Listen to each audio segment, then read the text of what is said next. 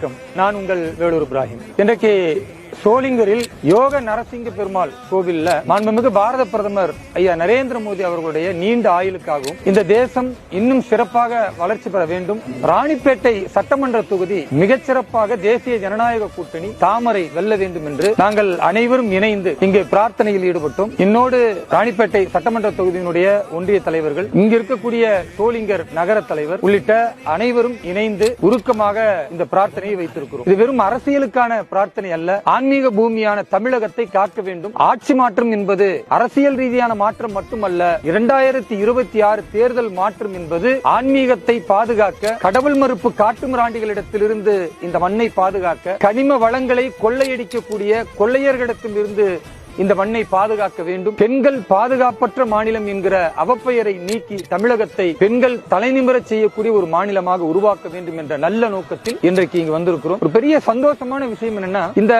ஆலயத்திற்கு ஒரு இஸ்லாமியனாக நான் இஸ்லாமிய அடையாளத்தோடு வந்த பொழுது இந்த கோவில் நிர்வாகத்திலிருந்து இங்க இருக்கக்கூடிய மதகுரு வந்திருக்கிற மக்கள் அனைவரும் வரவேற்றதோடு இப்படிப்பட்ட மத நல்லிணக்கத்தை விரும்பக்கூடியவர்களாக என் தொப்புள் குடி உறவுகள் இந்துக்கள் இருப்பதை பார்க்க முடிகிறது. ஆனா இஸ்லாமியர்களுடைய மனநிலையை இன்றைக்கு அடிப்படைவாத சக்திகளும் திமுகவும் எந்த அளவிற்கு மாற்றி இருக்குன்னா, பள்ளிவாசலுக்கு தொழுகைக்கு போனா கூட அதற்கு அனுமதிக்க மாட்டோம் என்று சில அடிப்படைவாத ஜமாத்துகள் சொல்லுவதும், ஜமாத்துகள் சொல்லக்கூடிய ஆணைக்கு கட்டுப்பட்டு காவல்துறையினர் அவர்களுக்கு அடிபணிவது போன்று எங்களை கைது செய்வதும் இது தமிழகத்தில் மட்டும்தான் நடக்கும். இப்படிப்பட்ட மோசமான ஆட்சியை வழிபாட்டிற்கு கூட அனுமதிக்காமல் தடை விதிக்கக்கூடிய கடவுள் மறுப்பு கொள்கையுள்ள இந்த காட்டுமிராண்டிகளுடைய ஆட்சியை முடிவுக்கு கொண்டு வர இந்த நல்ல நாளில் அனைவரும் சங்கல்பம் ஏற்போம். இந்துக்கள், இஸ்லாமியர்கள், கிறிஸ்தவர்கள் என்ற எந்த பாகுபாடும் இல்லாமல் நாம் அனைவரும் பாரத தாயின் பிள்ளைகளாக ஒற்றுமையோடு இருப்போம். இந்த தேசத்தை வளர்ச்சி மிகு பாரதமாக கொண்டு செல்வதில் பாரத பிரதமர் திரு நரேந்திர மோடி அவர்களின் கரத்தை வலுப்படுத்துவோம்.